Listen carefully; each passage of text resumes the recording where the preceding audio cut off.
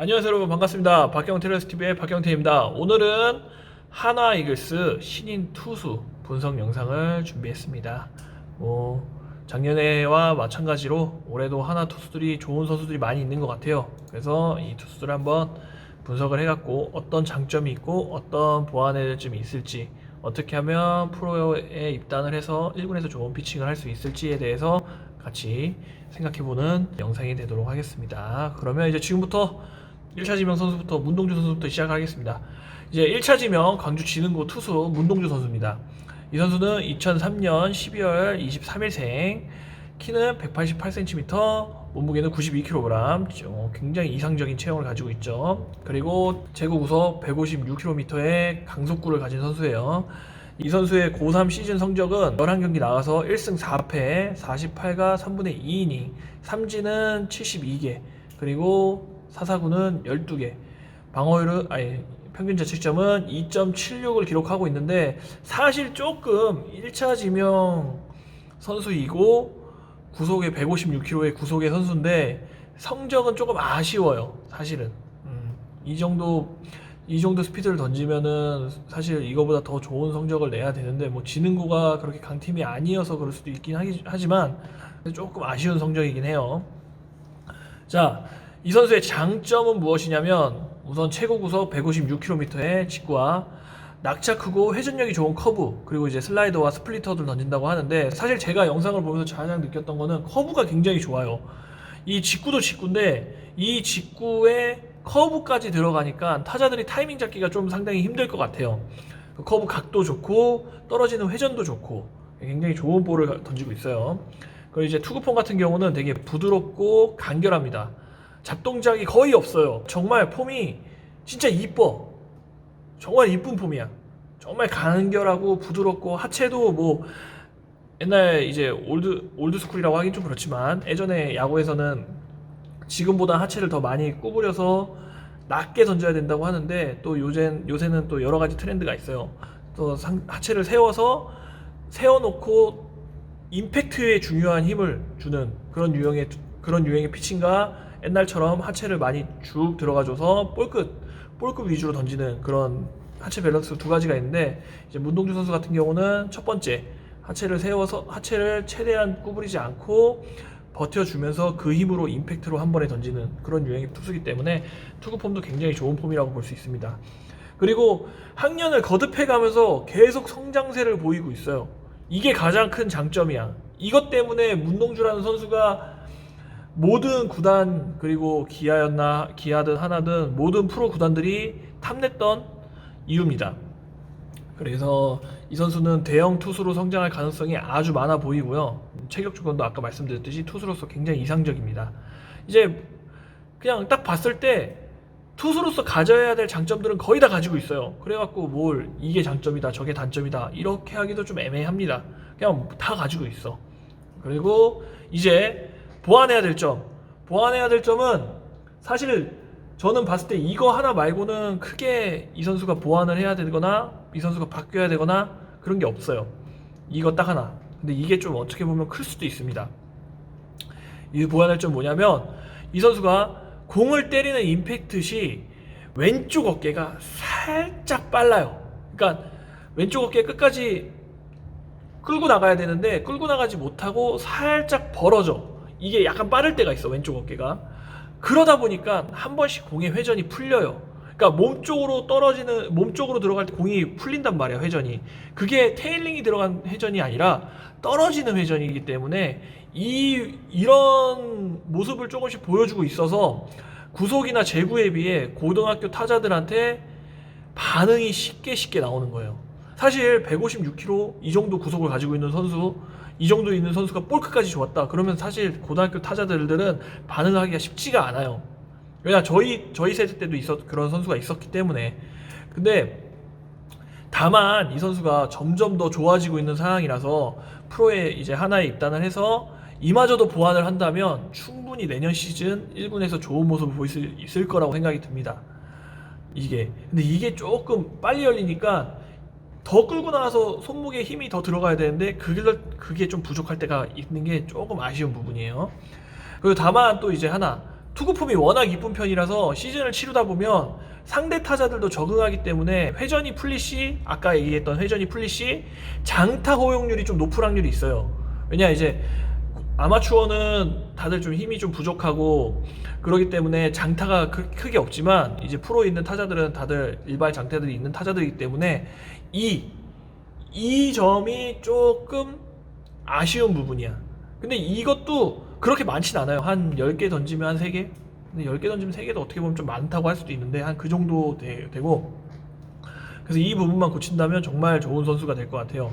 그리고 이제 이 선수 같은 경우는 진짜 정말 워낙 장점도 많고 단점이 큰 단점은 아니지만 잡히지 않는다면 고전할 수도 있어요. 근데 이제 이거는 아마 이제 입단을 해서 충분히 고칠 수 있을 거라고 생각을 합니다. 근데 그러나 확실히 리그를 이끌어갈 스타의 자질을 충분히 가지고 있었다고 생각하기 때문에 한화에서는 가장 좋은 선택을 했다고 생각할 수 있어요. 다음 2차 1라운드 세강고 투수 박준영 선수입니다.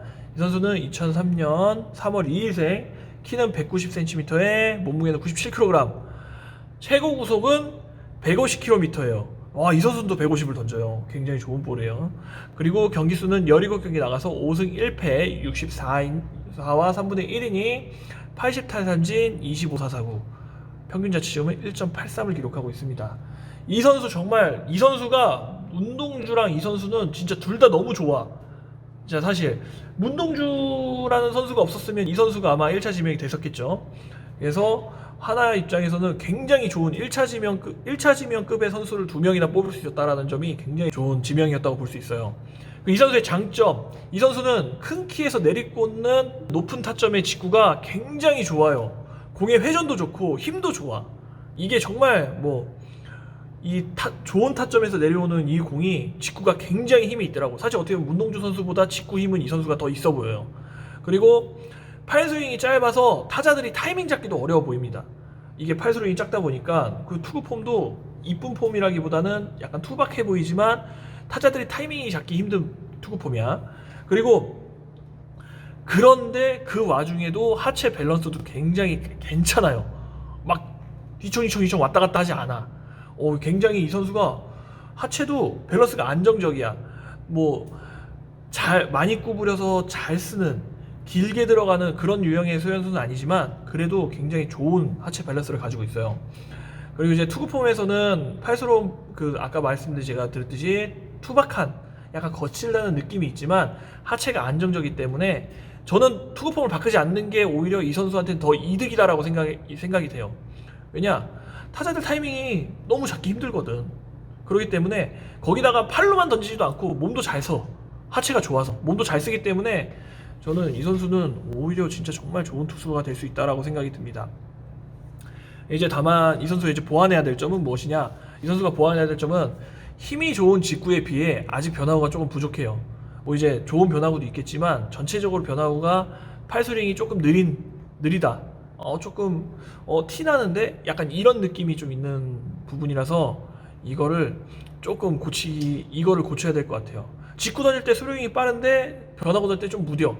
이게 사실 프로에서는 걸려요. 이게 아마추어에서는 그냥 하고 말 텐데 프로에서는, 왜냐면 똑같은 선수들끼리 똑같은 리그를 계속 뛰기 때문에 이 부분이 타자들한테 걸릴 수가 있어. 쉽게 직구 변화구 차이가 크다는 얘기죠. 그래서 근데 이게 좀 고치기가 좀 힘든 편이에요. 아까 문동주 선수의 그 단점보다 이 선수의 단점이 이게 고치기가 좀 더 힘들어. 근데 이거를 고쳐만 낸다면 정말 좋은 투수가 될 거예요. 그래서 이 부분, 이 변화구와 직구의 차이점을 고치는 연습을 진짜 중점적으로 해야 돼. 입단을 해서. 그러면 정말 좋을 수 있을 것 같아요. 이 선수 같은 경우는 이제 총평으로 봤을 때는 문동주 선수와 더불어서 굉장히 좋은 자질을 가지고 있는 선수고, 유연함을 이용한 부드러운 피칭의 문동주라면 힘으로 상대 타자들을 찍어 누르는 구이형의 박준영 선수라고 생각이 듭니다. 그래서 이 선수 같은 경우는 마무리도 충분히 생각할 수 있는 투수로 봐요. 이제 그리고 부상 위험성이 있는 투구폼이라고 하지만 이 투구폼의 장점이 워낙 뚜렷하고 몸을 잘 쓰기 때문에 투구폼을 변화시킨다기보다는 조금 더 자기 몸을 강하게 항상 어깨 운동이나 팔꿈치 운동으로 항상 보강을 잘 해주고, 그리고 조금 이 폼에서 조금 더 부드럽게 만드는 게 오히려 좋을 거라고 생각이 듭니다. 이제 다음 2차 4라운드 북일고 투수 양경모 선수입니다. 이 선수는 2003년 3월 24일생이고요. 키는 184cm에 88kg. 근데 이 선수도 스피드가 149예요. 이거는 제도 영상에서 봤어요. 그 대전구장에서 149가 찍히더라고요.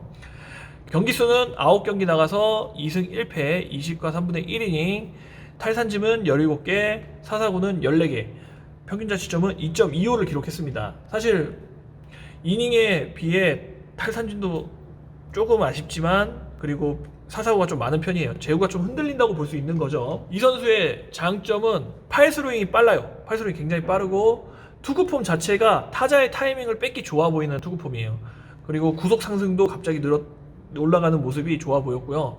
이제 아까 말했던 딥세션 동작, 팔스윙 동작이죠. 팔스윙 동작이 타자에게 안 보여서 타자들한테 충분히 위압감을 줄 수 있는 투구폼이라고 생각을 합니다.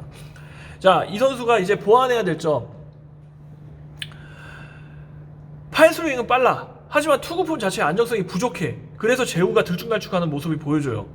왜 그러냐면 이 선수가 키킹 동작을, 다리를 드는 동작에서 한번 멈추거든요. 근데 이 멈추는 동작이 제구를 잡기 위해서 선수들이 시도를 많이 합니다. 근데 그만큼 힘이 쓰기 어려운 동작이야. 근데 이 선수는 스피드가 나. 그렇다는 거는 멈추긴 멈추지만 그 멈춘 다음에 엄청 몸을 많이 쓰기 때문에 디딤발이 흔들려요. 고정이 안 돼 있어, 디딤발이. 디딤발이 고정이 되면 이 선수는 제구가 많이 잡힐 확률이 높아요. 디딤발이 흔들리니까 왼쪽 어깨도 역시 빨리 열립니다. 그러다 보니까 공의 회전력이나 구위가 조금 떨어지는 편이에요. 구속에 비해. 결국은 이 선수한테 가장 중요한 거는 디딤발. 이 디딤발이 고정이 돼야 돼. 이 디딤발이 고정이 된다면 정말 더 좋은 피칭을 할 수 있지 않을까 생각이 합니다.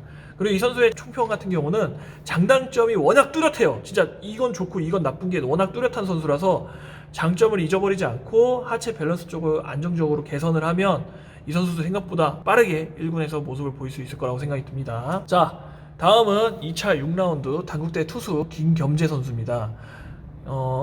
1998년 12월 10일생이고요. 키는 187cm에 86kg. 최고 구속은 뭐 145kg가 나왔다고 하는데 제가 봤을 때 한 140 초반 정도 나오는 것 같아. 이게 또 일단 해봐야 아는 거니까. 경기는 9경기 나가서 3승 0패, 31이닝, 28사사구, 삼진은 49개, 그리고 평균 자책점은 5.81을 기록했습니다. 평균 자책점이 좀 높죠. 이 선수의 총평을 봤을 때는 변화구 무브먼트가 굉장히 뛰어나고 직구 회전력도 좋아 보여요. 근데 기록에서 보이듯이 사사구만큼 탈삼진도 많아요. 그래서 조금 이제 몸이 빠르게 앞으로 나가는 편이어서 타이밍만 맞으면 좋은 공을 던지지만 맞지 않으면 제구가 흔들리는 모습을 많이 보입니다. 이 선수 같은 경우는. 그러니까 좋은 만큼 회전력도 좋고 구위도 좋은데 무브먼트도 있어. 하지만 몸이 빠르기 때문에 제구가 많이 흔들려. 이 점이 좀 아쉬워. 그래서 이 선수 같은 경우도 조금만 뒷다리에 체중을 더 둔 상태에서 디딤발을 먼저 디딘 다음 뒷다리 체중을 끌고 나와 허리 회전으로 던진다면 더 좋은 구위 그리고 구속도 올라갈 수 있고 제구도 향상될 수 있을 거라고 봅니다. 대졸 선수이기 때문에 제구만 잡힌다면 지금 가지고 있는 장점으로 인해 즉시 전력감이 될 수 있을 거라고 생각이 듭니다. 자, 다음 이제 2차 7라운드 부경고 투수 이성민 선수입니다. 이 선수는 이제 2002년 9월 28일생, 키는 193cm에 몸무게는 94kg. 이제 최고 구속은 140대 초반이에요. 정확한 구속이 안 나왔더라고. 근데 140 초반 중반까지는 안 나오는 모습이고, 경기 수는 8경기 나가서 3승 3패, 33과 3분의 2이닝, 13사사구, 탈삼진은 46개, 평균 자책점은 3.44를 기록했습니다. 이 선수의 이제 총평. 이 선수 같은 경우는 좋은 하드웨어를 가지고 있지만 아직 순발력이 좀 떨어지는 모습이에요. 그러다 보니까 하체, 허리 회전, 모든 몸 쓰는 모습이 다 좀 느려요. 그래서 결국 가지고 있는 자기 팔 힘으로만 던지는 모습이거든요. 근데 이제 좋은 타점을 가지고 있다고 보니까 삼진 잡는 능력도 좋고 해서 장점은 또 있어.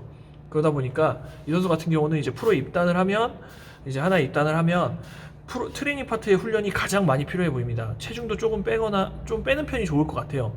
그리고 중장거리 러닝을 많이 뛰어서 우선 내가 내 몸을 잘 다룰 수 있게 해야 돼요.